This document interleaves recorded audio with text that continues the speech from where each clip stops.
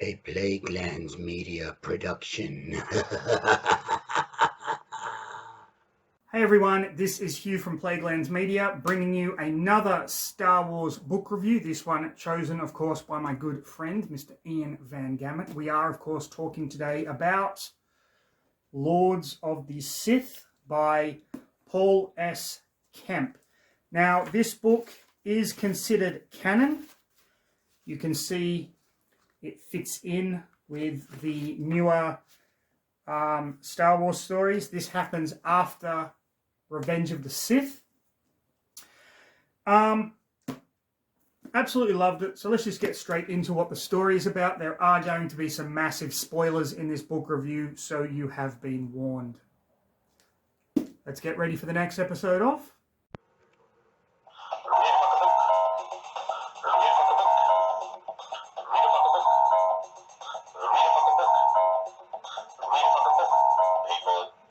So this novel takes place over a very short period of time, so to speak. This isn't a long, drawn-out, protracted battle.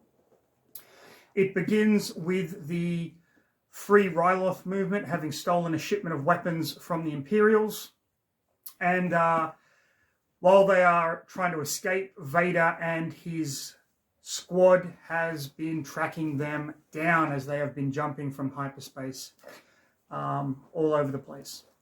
Now, the leader of the Free Ryloth movement is a Twi'lek by the name of Cham Syndulla. You might be familiar with this character if you ever watched the Clone Wars TV show.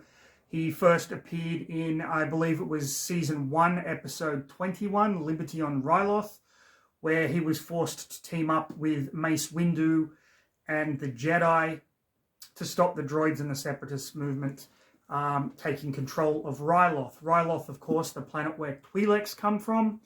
Cham Syndulla is a Twi'lek. His daughter Hera will go on to be a major force in the Star Wars Rebels animated show. For those of you that don't know what a Twi'lek is, but have seen the original Star Wars movies, Bib Fortuna from Jabba the Hutt's palace is, the first Twi'lek we got to see on screen. They had the Leku, the kind of tentacle things that hang down from their heads. Really, really cool race.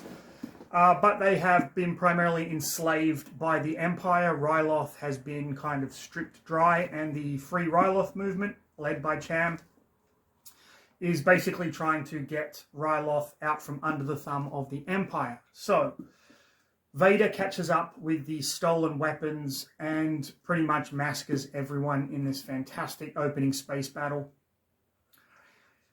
So, Cham and his group flee back to Ryloth after witnessing this, and then we learn that they have someone working on the inside that is feeding them Imperial information. We find out that this is a gentleman named Belkor. Belkor is second in command of Ryloth. The Moff who is in command, Moff Mors, stays away from the planet. She has this palace on one of the moons. She's like fat and lazy and doesn't really like to work, so Belkor is pretty much in charge. He is part of the underground movement in so much as he's doing it to further his own career because he wants the job of Moff taken away from Moff Mors. The Free Ryloth movement find out that Vader, the Emperor, and a senator, a Twi'lek senator, are going to be visiting Ryloth on their flagship, the Perilous. So they set up an ambush, basically. When the Perilous comes out of hyperspace, there are mines, hundreds of mines everywhere, and bleeders, which are devices that drain the ship's shields, meaning the mines can get through.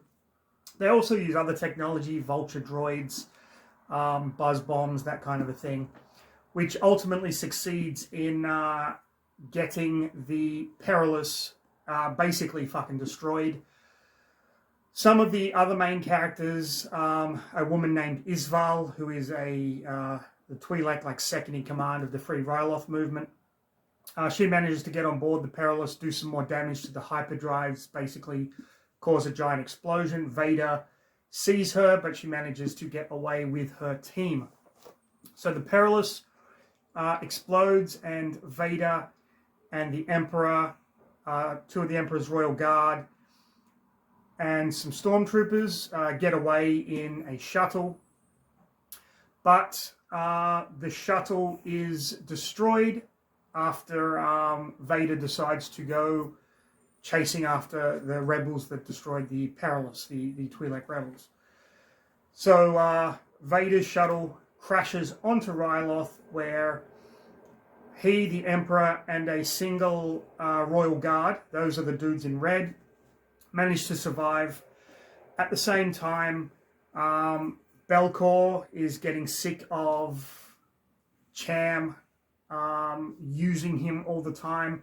So he hatches this plan to kind of take out Moff Mors, as well as Cham, as well as the Emperor and Vader. The Free Ryloth movement start hunting Vader and the Emperor and track them down to a remote Twi'lek village. After the Emperor and Vader have destroyed a nest of these giant beast things, really fantastic scene, but that's just kind of a little subplot. All through this book, and then there's a huge battle at the end. All through this book, you get an insight into the relationship between the Emperor and Vader, and the Emperor can tell that Vader is sometimes bringing up memories of his past life as a Jedi, and does a lot of things to kind of bring him back to the dark side, including forcing him to slaughter an entire village of Twi'leks after Vader stopped him from killing one of the Twi'lek children. All in all, I think this was a fantastic novel. It really sets up the power that Vader and the Emperor have. Like, this is them absolutely kicking ass. You especially get some really great chapters where the Emperor kind of gets to go off with his lightsaber abilities and shit like that. The hunt on Ryloth only takes up about a third of the book. Most of the book is the ambush on the Perilous and destroying the hyperdrives and that kind of thing, which I thought was a very interesting choice. I'm a huge fan of Paul S. Kemp. He has written some of my favorite Star Wars The Old Republic novels. So I was really, really impressed with this one. Witness the power of the dark side. Pretty cool. Not much else to say. If you're a fan of Star Wars, you're going to love this. It is a great book that showcases or highlights the villains. I don't think we kind of get that enough in the Star Wars universe. There are some fantastic villains out there. And we do have books like Darth Maul Shadowhunter and Darth Maul Lockdown.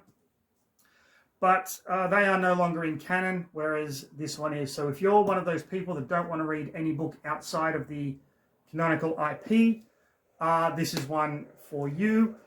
Otherwise, you know, go and read as many Star Wars books as you can. They're all fantastic. So this has been another Star Wars month book review. Hope you enjoyed it. If you did, like, subscribe, hit the button down below to get notified. But most importantly, stay safe. Have a fantastic rest of your day. And for fuck's sake, read a fucking book, people.